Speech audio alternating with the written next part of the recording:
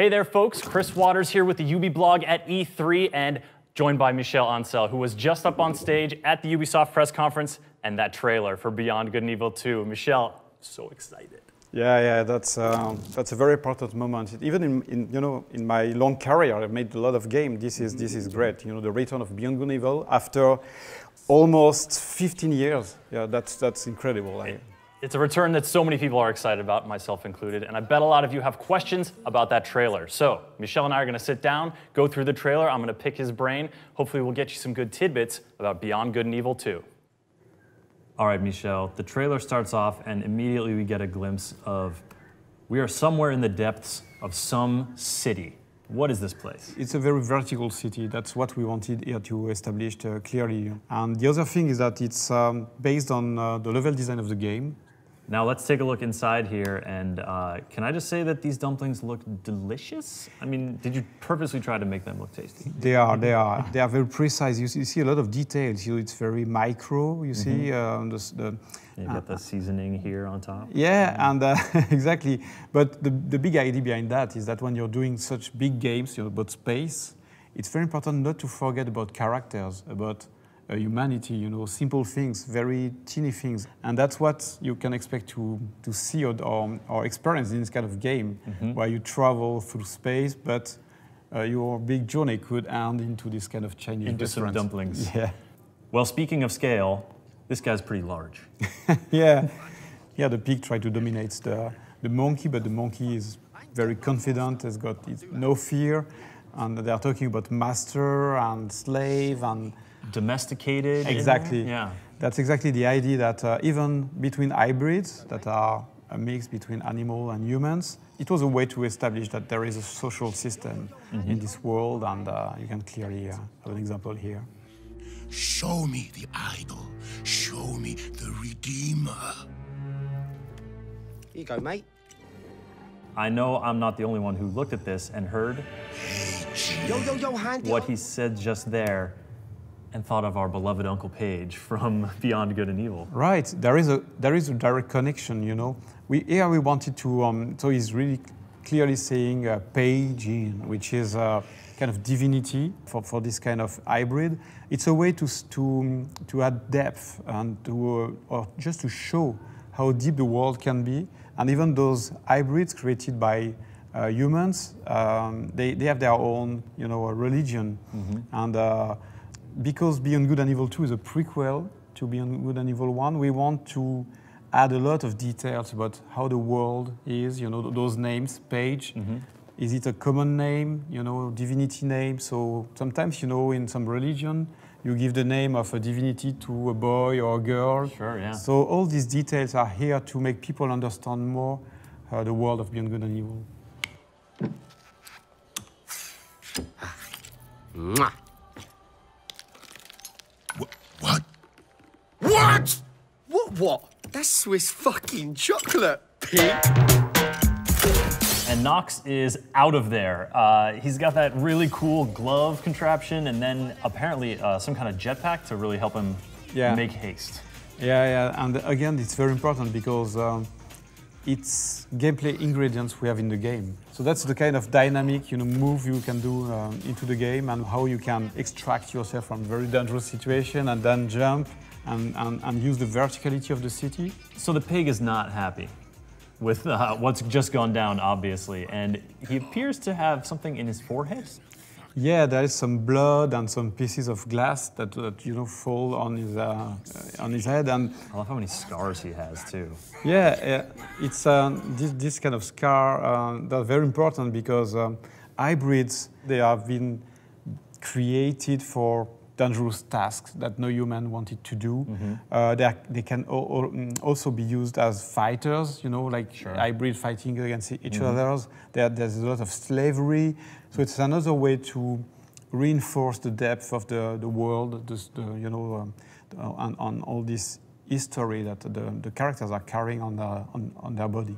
All right, a new character arrives on the scene in what appears to be a getaway vehicle. So yeah, that's Shani. She's the crewmate of Nox.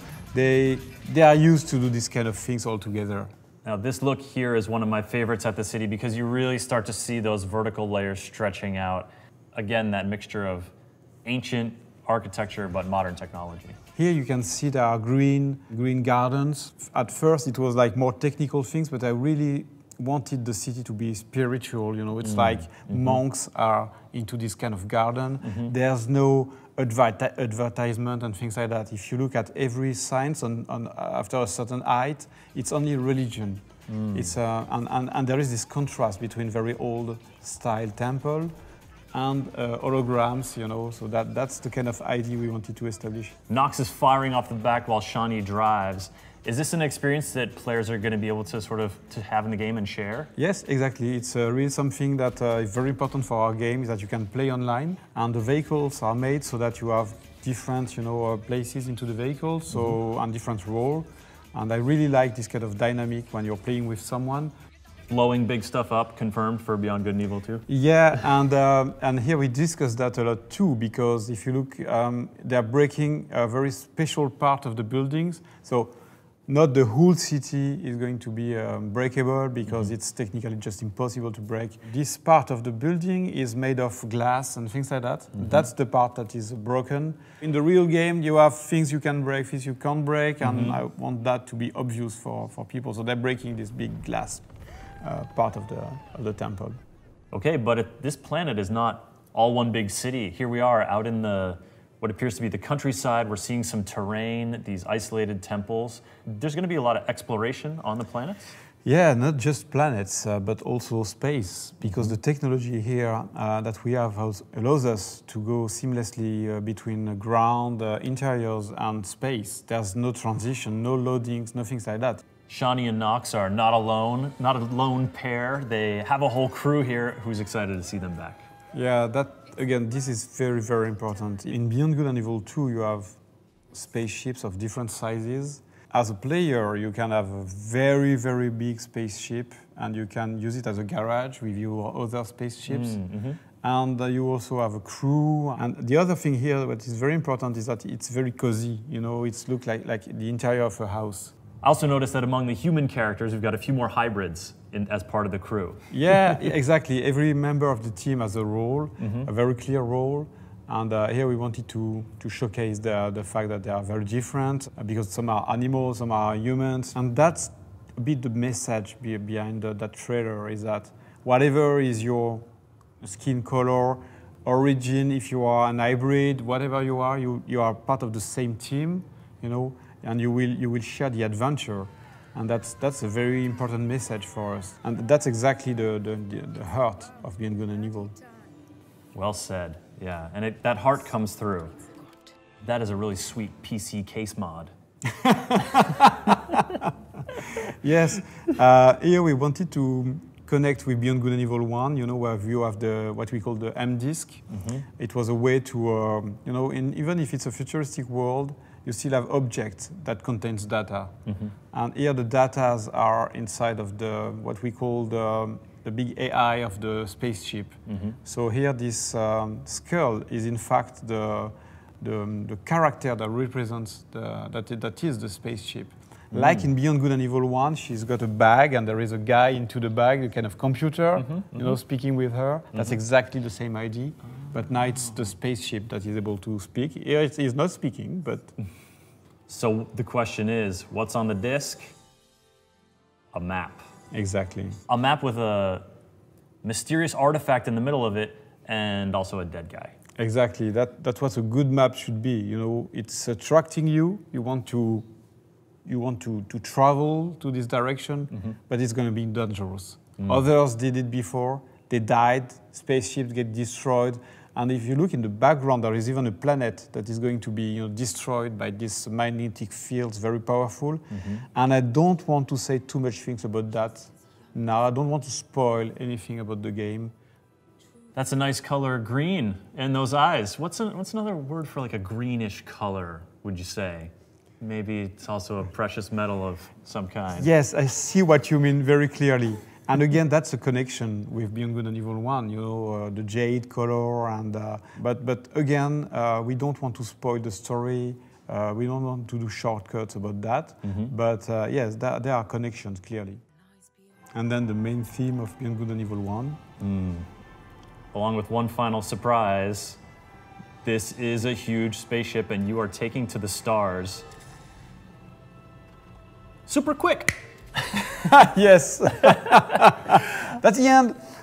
The reveal of the spaceship and the fact that we started with this very dark place, you know, with this very small restaurant, a lot of details, small things, and then it's opening to something very large.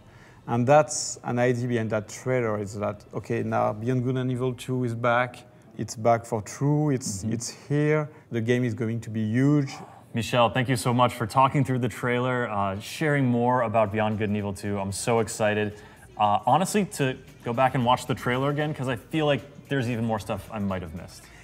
A lot, you can't imagine. There's a lot of information about the world, but there's also Easter eggs.